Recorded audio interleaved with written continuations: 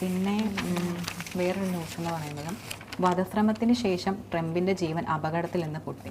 അതായത് വധശ്രമത്തിന് അപ്പം ട്രംപിന് വധശ്രമം ഉണ്ടായതൊക്കെ വലിയ വിവാദമായിരുന്നു. അപ്പം വധശ്രമത്തിന് ശേഷം ട്രംപ് സുരക്ഷിതനാണെന്ന് വിശ്വസിക്കുന്നില്ലെന്ന് റഷ്യൻ പ്രസിഡന്റ് വ്ളാഡിമിർ പുടിൻ. അത് കഴിഞ്ഞ ദിവസം കസക്കിസ്ഥാൻ മാധ്യമങ്ങളോട് സംസാരിക്കുകയായിരുന്നു അദ്ദേഹം. ജൂലൈയിൽ പെൻസിൽവാനിയയിൽ നടന്ന വധശ്രമത്തിൽ ട്രംപിന് പരിക്കേറ്റിരുന്നു. ഫ്ലോറിഡയിൽ ഗോൾഫ് കോർട്ടിൽ വെച്ചും വധശ്രമമുണ്ടായിരുന്നു. ഈ സംഭവങ്ങളുടെ പശ്ചാത്തലത്തിലാണ് പുടിൻ്റെ ഈ പ്രതികരണം. അപ്പം ട്രംപ് വധശ്രമത്തിന് ശേഷം ട്രംപിൻ്റെ ജീവൻ അപകടത്തിലാണെന്നാണ് പുടിൻ പറയുന്നത്. അമേരിക്കയുടെ ചരിത്രത്തിൽ വിവിധ സംഭവങ്ങൾ നടന്നിട്ടുണ്ടെന്നും ട്രംപ് ജാഗ്രത പുലർത്തണമെന്ന് പ്രതീക്ഷിക്കുന്നതായും പുടിൻ പറഞ്ഞു. ട്രംപ് ബുദ്ധിമാനായ ഭരണാധികാരിയാണ്. പരിചയസമ്പന്നനായ രാഷ്ട്രീയക്കാരനായതിനാൽ സാഹചര്യങ്ങൾ മുൻകൂട്ടി കാണാൻ അദ്ദേഹത്തിന് കഴിവുണ്ടെന്നും അദ്ദേഹം കൂട്ടിച്ചേർത്തു.